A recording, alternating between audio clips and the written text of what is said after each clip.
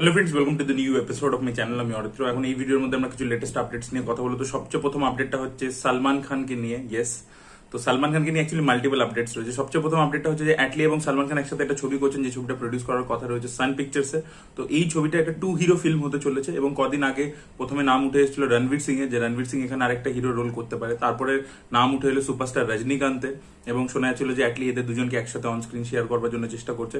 এবার একটা নতুন নাম উঠে আসছে, কালকে পিঙ্ক ভিলার দ্বারা একটা রিপোর্ট আর কি পাবলিশ করা হয়েছে, হিমেশ করেছেন, যেটাতে তিনি বলছেন যে আরেকটা হিরো রোলের জন্য অ্যাটলি অ্যাপ্রোচ করছে কমল হাসানকে, কিন্তু এখনো কিছু ফাইনালাইজ হয়নি, ইনিশিয়াল লেভেলে কথাবার্তা চলছে।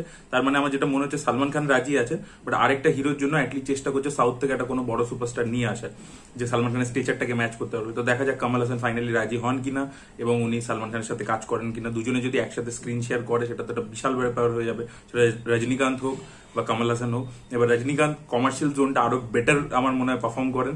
কমল হাসান চিরকাল এক্সপেরিমেন্টাল ছবি ইত্যাদি অনেক রকমের করেছেন, অনেক রকমের ভেরিয়েশন, তিনিও মাস মুভির মধ্যে ভালো অভিনয় করতে পারেন। বাট আমার কমল হাসানকে কমল হাসানের থেকে আমি রজনীকান্তকে কমার্শিয়াল জোনের মধ্যে একটু এগিয়ে রাখবো।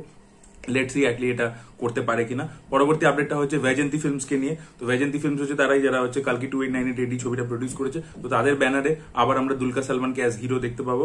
এই ব্যানারের সাথে অলরেডি দুলকার সালমান এর আগে মহানটি ছবিটা করে ফেলেছেন, তারপরে সীতারামম বলে ছবিটা করেছেন এবং দুটো ছবি কিন্তু বক্স অফিসে সফল হয়েছিল। তারপরে আবার Dulquer Salman as a lead এই ছবিটায় কাজ করতে চলেছেন। দুলকার সালমান কিন্তু চেষ্টা করছে তেলেগু ইন্ডাস্ট্রিতে মুভ করার, কারণ তেলেগু ইন্ডাস্ট্রি একটা প্যান ইন্ডিয়া অ্যাপিল আছে। তিনি লাকি ভাস্কর বলে অলরেডি একটা ছবি করছেন, যেটা তেলেগু ছবি আর কি, প্রাইমারিলি তেলেগু ছবি, এবং তারপরে আবার এই ছবিটা তিনি করছেন।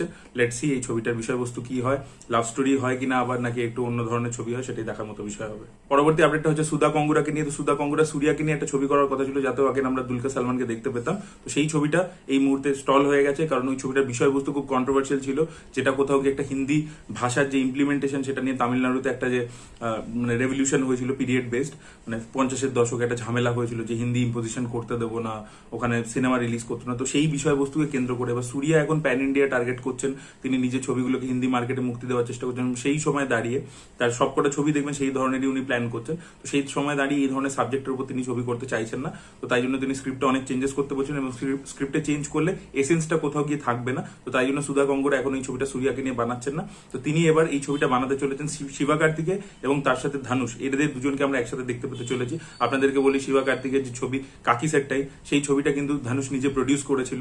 এছাড়া তারা একসাথে অলরেডি কাজ করেছে 3 ছবিতে। তো দেখা যাক আবার তারা স্ক্রিন শেয়ার করে কিনা এবং সুধা কঙ্গুরা এদের দুজনকে নিয়ে ছবিটা করতে পারে কিনা। আমার মনে হয় সাবজেক্ট যদি ভালো হয় ধানুষ করে দেবে ছবিটা। লেটস সি কি হয়। পরবর্তী আপডেটটা হচ্ছে অজিত কুমারকে নিয়ে। তো অজিত কুমারের দুটো ছবি, মানে দুটোরই কাজ চলছে। গুড ব্যাড আগলি ছবিটা মেকার্সরা জানিয়ে দিয়েছে পঙ্গল 2025 এ রিলিজ করবে, মানে নেক্সট ইয়ার জানুয়ারিতে রিলিজ করতে চলেছে। এবং বিদ্যা মুয়ার্জি মেকার্সরা কালকে একটা পোস্টার ছেড়ে দিয়েছে, যে পোস্টারটা খুবই বেসিক ছিল, অজিত কুমার হেঁটে আসছে রাস্তার উপরে, আজারবাইজানের আর কিছু শর্ট নেওয়া একটা, এবং তার সাথে তারা জানিয়ে দিয়েছে যে এই ছবিটা দিওয়ালিতে আসবে। পরবর্তী আপডেটটা হচ্ছে প্রভাস এবং হানু রাঘবপুরি, যিনি সীতারামম বানিয়েছিলেন, তা এই দুজনের কম্বিনেশন নিয়ে। তো এটা একটা বেসিক্যালি একটা পিরিয়ডিক ওয়ার ফিল্ম হতে চলেছে, একটা লাভ স্টোরিও থাকবে সেটার মধ্যে। তো সেই ছবিটার শুটিং সেপ্টেম্বর মাস থেকে শুরু হয়ে যাচ্ছে। এটা হচ্ছে সালমান খানের সিকান্দার ছবিকে নিয়ে। তো এই ছবির ফার্স্ট শিডিউলের কাজ অলরেডি চলছে, একটা সিনের শুটিং বাকি আছে, যেটা হচ্ছে একটা অ্যাকশন সিন, যেটা একটা প্লেনের মধ্যে হবে। তো সেই সিনটা শুট করবে হচ্ছে সালমান খান এবং প্রতীক বাব্বার, তাদের দুজনকে আমরা এই সিনের মধ্যে দেখতে পাবো। তারপরে এই শিডিউলটা র্যাপ আপ হয়ে যাবে এবং পরবর্তী শিডিউলটা শুরু হবে হচ্ছে অগস্ট মাস থেকে। এই ছবিটা পরের বছর ঈদে রিলিজ করতে চলেছে। আপডেটটা হচ্ছে অজয় দেবগনকে নিয়ে। তো অজয় দেবগনের ছবি নীরজ পান্ডের সাথে যেটা তিনি করছেন, অর মে কাহা দম থা, যে ছবিটা 5 জুলাই আসার কথা ছিল, ট্রেলার অলরেডি চলে এসেছিল, বাট ছবিটাকে নিয়ে সেইভাবে কোনো বাস জেনারেট হয়নি, গান বলুন ট্রেলার বলুন। তো তাই জন্য ছবিটা এবার পোস্টপন্ড হয়ে যাচ্ছে, কারণ যেহেতু কালকি বক্স অফিসে একটা মেহেম ঘটাচ্ছে, চারিদিকে বিশাল কালেকশন হচ্ছে, আপনারা দেখতেই পাচ্ছেন। তো তাই জন্য অর মে কাহা দম থার মেকার্সরা ডিসাইড করেছে তারা ছবিটাকে পিছিয়ে দেবে। তো এবার ছবিটা মাইট বি জুলাই লাস্ট উইকে ডেডপুল ভার্সেস উলভারিন যখন রিলিজ করবে তার সাথে ক্ল্যাশ করতে চলেছে, এবং সেই সময় আর কি জুলাই লাস্ট উইকে এই ছবিটা রিলিজ হবে। তো দেখা যাক সেই সময় রিলিজ করলে আবার করে তারা বাস জেনারেট করতে পারে কিনা। এখন ট্রেলারটা একটা যে হাইপটা জেনারেট করেছিল একটা বেসিক লেভেলে, সেটাও নেক্সট টাইম করতে পারে কিনা। পরবর্তী আপডেটটা হচ্ছে কারিনা কাপুরের ছবি বাকিংহাম মার্ডার্সকে নিয়ে। তো এই ছবিটা ডিরেক্ট করেছেন হাসান মেহতা, অলরেডি ফেস্টিভ্যালসে ট্রাভেল করেছে এবং খুব ভালো রিভিউজ এসেছে। ছবিটার অনেকটা পোর্শন ইংলিশে, যেহেতু ইন্টারন্যাশনাল লোকেশনেই বেসড। তো এই ছবিটা 13 সেপ্টেম্বর হলে মুক্তি পেতে চলেছে। ছবিটার থেকে আশা রয়েছে আমার, যেহেতু হাসান মেহতা কাজ করছেন।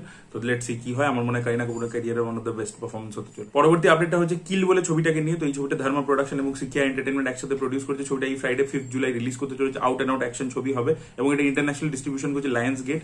তো লায়ন্স গেট এটা কনফার্ম করেছে যে জন উইকের যিনি ডিরেক্টর, তিনি এই ছবিটার ইংলিশে রিমেক করতে চলেছেন। ইয়েস, জন উইকের ডিরেক্টর ডিরেক্টরই এটা করবেন এবং লায়ন্স গেট এটা প্রডিউস করবে। এটা একটা ইন্টারন্যাশনাল হলিউডের রিমেক হবে, ছবিটা তাদের এতটাই পছন্দ হয়েছে। তো দেখা যাক কিল এখানে তো বেরোয়, এখানে বক্স অফিসে কিরকম করে এবং ইন্টারন্যাশনালি যে লায়ন্স গেট এটাকে ডিস্ট্রিবিউট করছে সেখানে আর কি ছবিটা কিরকম পারফর্ম করে সেটাই দেখার মতো বিষয় হবে। লাস্ট আপডেটটা হচ্ছে অক্ষয় কুমারকে নিয়ে। তো অক্ষয় কুমার পূজা এন্টারটেনমেন্টের সাথে একসাথে পরপর ছবি করেছিলেন এবং পূজা এন্টারটেনমেন্টের প্রচুর লস হয়েছে। তো এখন অক্ষয় কুমার বলেছেন যে আমার যা পেমেন্ট ডিউ আছে সেগুলো এক্ষুনি আমাকে দিতে হবে না, সেগুলো আপনি হোল্ডে রাখুন, আপনি আগে নিজের স্টাফ তাদের যা যা ডিউজ আছে সেগুলো ক্লিয়ার করুন, আপনাদের এমপ্লয়িজদের সব টাকা ক্লিয়ার করুন, পরে আমার পেমেন্ট দেবেন। তো এই যে গেস্টারটা উনি দেখিয়েছেন সেটা খুবই ভালো একটা জিনিস।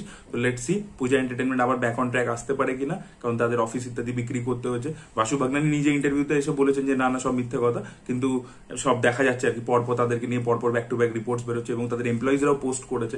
তো লেটস সি অক্ষয় কুমারের এই গেস্টারের জন্য কিছু একটা বেটারমেন্ট হয় কিনা সেই এমপ্লয়িজদের। So this were the update guys. আপনাদের কি বক্তব্য অবশ্যই কমেন্ট সেকশনে জানাবেন। এই ভিডিওটা ভালো লেগে থাকলে লাইক করুন, শেয়ার করুন, চ্যানেলটিকে সাবস্ক্রাইব করতে ভুলবেন না। Bye bye.